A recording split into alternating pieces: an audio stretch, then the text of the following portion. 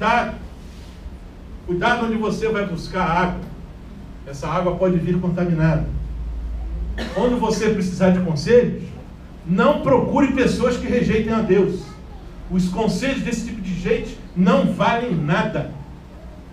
O justo sempre fala o que é certo e dá sempre bons conselhos, porque obedece de coração à lei do seu Deus. Por isso, seus passos são firmes e certos. Meus irmãos, varra a irresponsabilidade, porque se alguém não tem cuidado dos seus, e principalmente dos da sua família, esse aí negou a fé. É pior que o infiel. Vocês têm que fazer a separação entre o santo e o profano, entre o puro e o impuro. Assim você os consagrará para que sirvam como sacerdotes. Eu e a minha casa serviremos ao Senhor, disse Josué. Varra a abstinência sexual injustificada. O homem deve cumprir seu dever como marido, e a mulher também deve cumprir o seu dever como esposa. Que os dois não se neguem um ao outro, a não ser que concordem para não ter relações por algum tempo, a fim de se dedicar à oração. Lá, nessa época que Paulo escreveu isso, talvez fosse uma realidade. Não sei quantos de nós temos nos afastado da relação sexual para orar. Mas depois, voltem a ter relações, a fim de que não caiam em tentações de Satanás, por não poderem se dominar. O sexo foi criado por Deus, tem uma finalidade, dar prazer, procriar. E é uma necessidade natural, fisiológica.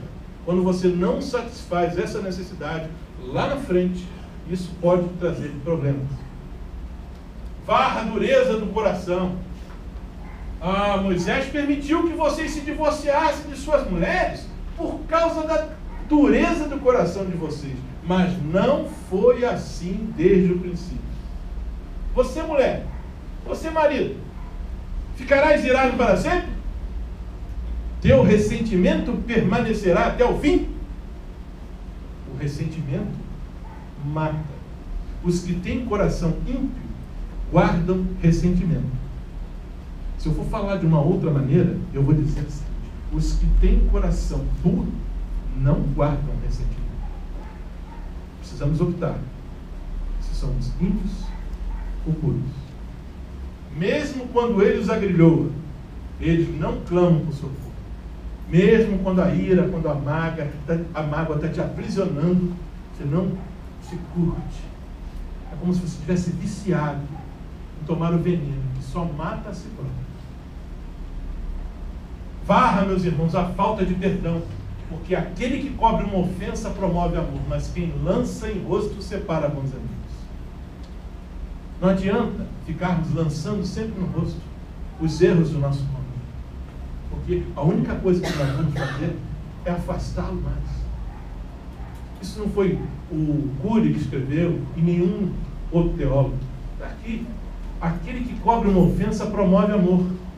Quem lança em rosto separa bons cônjuges, bons maridos, boas esposas. Suportem-se uns aos outros e perdoem as queixas que tiverem uns contra os outros. Perdoem, como o Senhor lhes perdoou. Até quantas vezes pecará meu irmão contra mim e eu hei de perdoar? Até 7? Não, até te digo que até 7, mas até 70 vezes 7. Até quantas vezes pecará minha esposa contra mim e eu teria que perdoar? Se tivesse feito essa pergunta a Jesus, Jesus diria: até 7? Não, te digo que até 7, mas até um número infinito de vezes. Porque casar é mergulhar no exercício do perdão. Por último, qual é a mulher que, possuindo 10 dracmas, perdendo uma delas, quando a encontra, não reúne suas amigas e vizinhas e diz: alegrem-se comigo, pois encontrei minha moeda perdida?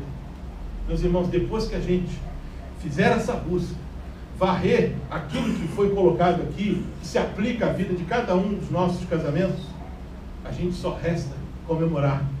A mulher perdeu a moeda lá na penumbra do lar, no anonimato, mas ela celebrou o encontro da dracma publicamente sobre o foco da luz. Ninguém sabia que ela tinha perdido uma dracma até o momento que ela saiu de casa. Ninguém está sabendo o que nós estamos perdendo no nosso casamento dentro de casa. Porque a gente não tem que ficar colocando lá de fora, procurando lá. A gente vai resolver dentro de casa, lembra? A gente vai varrer, vai afastar os móveis, o desconforto, vai procurar atentamente. Mas quando a gente acha, a gente tem que fazer igual essa mulher. A gente tem que comemorar.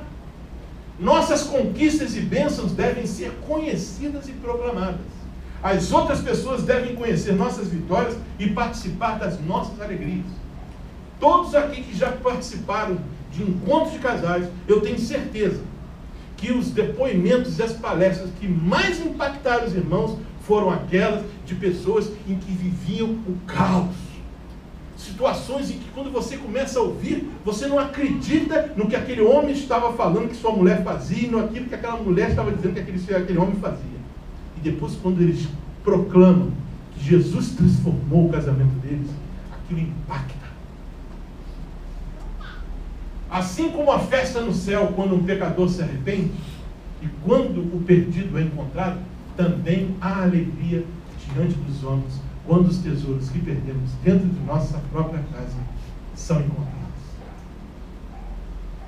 Meus irmãos, que nós possamos procurar com atenção, fazermos um inventário em nossos casamentos. Descobrimos o que for, por mínimo que seja, que tenhamos perdido ao longo dos anos de matrimônio, que nós, maridos, esposas, precisamos nos comunicar, conversar, falar sobre essa situação. Procurar juntos, dentro de casa. Procurar com atenção, com eficácia, com determinação. E depois, meus irmãos, será um prazer, numa futura união de casais, que um dos irmãos venha até aqui à frente contar. Meus irmãos, queria compartilhar com os irmãos a bênção que eu tive na minha vida. Eu realmente, depois do que eu vi, cheguei à conclusão que tinha muitas perdas no meu casamento. E que essas perdas estavam minando o meu casamento. E eu e minha esposa decidimos juntos procurar dentro de casa. Acendemos a candeia para que a gente pudesse varrer tudo aquilo que essa candeia determina que não pode fazer parte do nosso casamento. E depois disso tudo, nós tivemos a vitória. Hoje, o meu casamento está equilibrado por todas as dracmas com as quais eu iniciei há 5, há 10, há 20, há 30 anos. E eu quero comemorar com os irmãos. Eu quero contar com os irmãos. Eu quero compartilhar com os irmãos. Eu quero testemunhar. Porque uma vida, um casamento onde acontece esse tipo de milagre, torna-se um palco.